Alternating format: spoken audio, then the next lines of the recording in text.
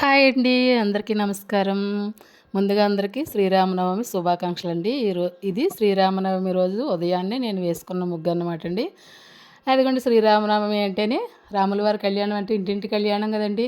ప్రతి ఇంట్లో కూడా మన ఇంట్లో కళ్యాణం జరుగుతున్నట్టుగా భావించి ఇల్లంతా శుభ్రం చేసుకుని కనీసం ఇంటికి గడపకి మామిడి మండలైనా కట్టుకోవాలండి. ఇలా మామిడి తోరణాన్ని అయితే కట్టుకోవాలి. అదిగోండి బాబ్జీ గారు అయితే తోరణం కట్టేశారు. మీరు చూసేయండి. ఈరోజు శ్రీరామనవమి కాబట్టి మా ఇంట్లో మేము ఎలా చేసుకున్నాం అన్నది ఈరోజు వీడియోలో అయితే మీకు చూపిస్తాను నేను. మీరు చూసేయండి. ముందుగా గడపకు మామిడి తోరణం కట్టుకున్నాం. తర్వాత ఏదో యథాశక్తి మా శక్తి కొలిది పూజ చేసుకున్నామండి. అంటే ఇంకా బాగా చేయొచ్చు, కాకపోతే ఈరోజు ఊరెళ్ళే ప్రయాణం ఉన్నదని ముందే చెప్పాను కదండి.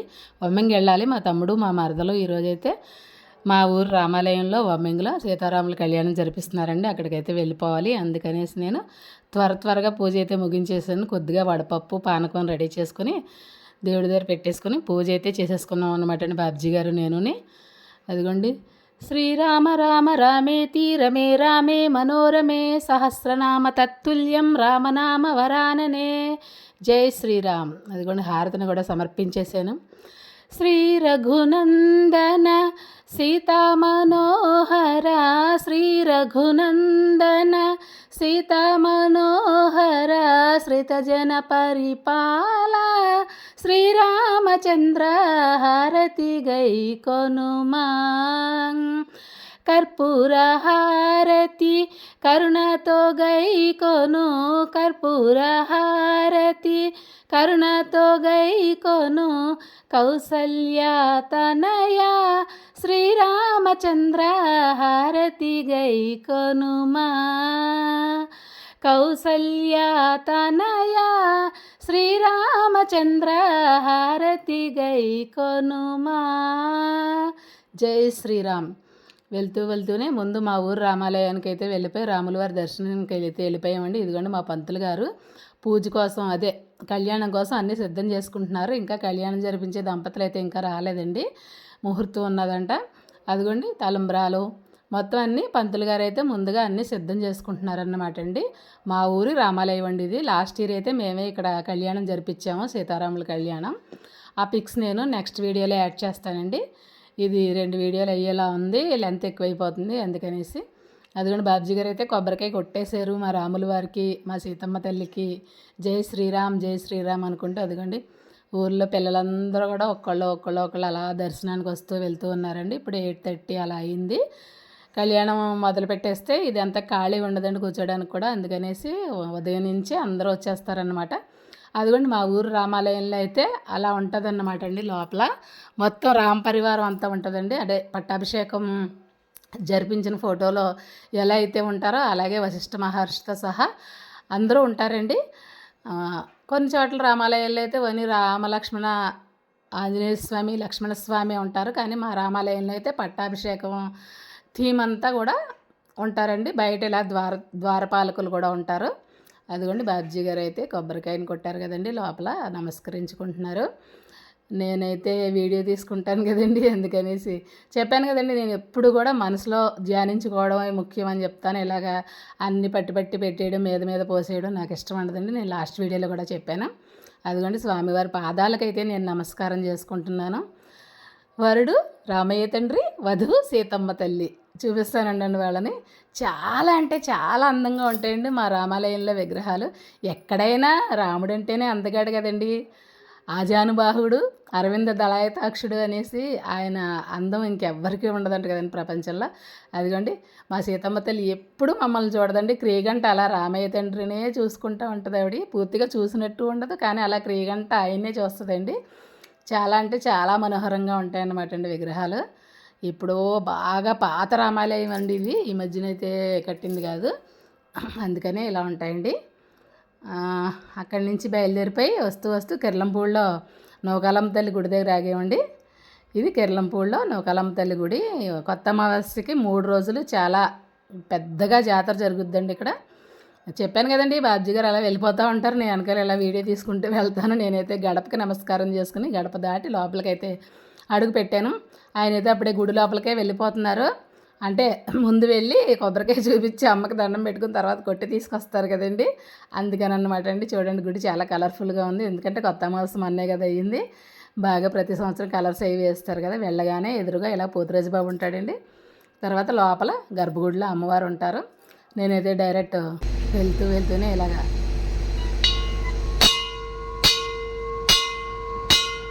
గంటనాదం చేశానండి. ఈ గంట కూడా నాకు గట్టిగా కొట్టాలనిపించదండి. అమ్మవారికి ఏమైనా డిస్టర్బెన్స్ అయిపోతుందేమో అనిపిస్తుంది. నెమ్మదిగానే కొట్టాను. అదిగండి అక్కడ ఆవిడని అడిగాను, లోపలికి వెళ్ళొచ్చా అమ్మ అంటే వెళ్ళండి అని చెప్పింది. అంటే తీర్థం అప్పుడైతే ఖాళీ ఉండదు కాబట్టి వెళ్ళనివ్వరండి. ఇప్పుడు ఖాళీగానే ఉంది కాబట్టి వెళ్ళమ్మా అని చెప్పింది ఆమె. అదిగోండి లోపలికైతే అడుగు పెట్టేశాను.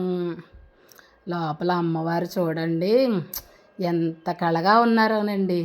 ఆవిడ కిరీటం, ఆ సర్పం అవన్నీ కూడా చేతిలో ఉన్న కమండలం అవన్నీ కూడా వెండి చాలా అంటే చాలా బాగున్నారు. ఎప్పుడైనా వెళ్ళినా ఇలా దండం పెట్టుకుంటే అలా నడవండి అని తోసేస్తారు. ఇప్పుడు ఖాళీగా ఉన్నందువల్ల నేనైతే చాలా బాగా చూసి నాకు చాలా అంటే చాలా సంతోషంగా అనిపించిందండి. ఈ శ్రీరామనవమి రోజు మా బాబుజీ గారు ఇలా తీసుకెళ్ళడం కూడా నాకు చాలా హ్యాపీ అనిపించింది. అదిగోండి అక్కడ ఆవిడ నాకు 2 గాజులను అయితే ఇచ్చారు. అమ్మవారి గాజులు తీసుకెళ్ళండి అమ్మ అనేసి. సరే అనేసి దర్శనం అయిపోయాక జస్ట్ అలా ఒక్క 2 మినిట్స్ అలా కూర్చున్నామండి. కూర్చుని ప్రసాదం అయితే తీసేసుకున్నాం బాబుజీ గారు నేనుని. ఏ గుడికి వెళ్ళినా అలాగా కూర్చుని రావాలని అంటారు కదండి. నిజంగా కూర్చుంటే రావాలని అనిపించదు గుడి దగ్గర నుంచి. కానీ మేము వెళ్ళాల్సిన కార్యక్రమం వేరే ఉంది కాబట్టి ఫాస్ట్గా అయితే బయలుదేరి వచ్చేసాం. ఇదిగోండి దారిలో మళ్ళీ ప్రత్తిపాడు దుర్గమ్మ తల్లి దగ్గర అండి ఈ బ్యానరు. అదిగోండి ఆ బ్యానర్లో ఉన్నారు కానీ వాళ్ళిద్దరు భార్యాభర్తలు. వాళ్ళకి 4 ఎకరాల పొలం ఉన్నదంటండి. ఆ పొలం నుంచి వచ్చిన ఆదాయంతోనే అమ్మ కైంకర్యాలన్నీ చేస్తారంట వాళ్ళు. అయితే ఈ సంవత్సరం గుడి బాగా కిందకి అయిపోయింది అని చెప్పేసి దాన్ని ఇంకా పెద్దగా కట్టాలని చేస్తున్నారండి. అదిగోండి నిర్మాణంలో అయితే ఉన్నది గుడి. అమ్మనైతే అలా పక్కన అందాక చిన్న గూడులాగా కట్టి దాంట్లో పెట్టారు. బాబ్జీ గారు అయితే అప్పుడే అక్కడ దర్శనం చేసుకుని వచ్చేస్తున్నారు. నేను వెళ్ళి అమ్మకి దర్శనం చేసుకుని శివయ్యని నమస్కరించుకుని అప్పుడు వస్తానన్నమాట అండి. ఇది మీకు నేను ఎప్పుడు చూపిస్తూ ఉంటాను ప్రతిపాళ్ళ దుర్గమ్మ తల్లి గుడి అనేసి. అదిగండి ఇప్పుడు కొంచెం హైట్లో బాగా కడుతున్నారు. ఇంక పూర్తి అయిన తర్వాత చూడాలా, చాలా అందంగా ఉండేలా ఉన్నదండి. నాకైతే చాలా సంతోషంగా అనిపించింది. ఇలాంటి కార్యక్రమాలు ఎప్పుడు కూడా అలా జరుగుతూ ఉండాలండి. అదే మనకి అందరికీ కూడా మంచిది. మనల్ని కాచి కాపాడే అయ్యవారు అమ్మవారు చూసారా ఎంత చక్కగా ఉన్నారో. శివయ్య ఎంత ప్రశాంతంగా కూర్చుని ఉన్నారో. అదన్నమాట అండి ఈ గుడి విశేషం.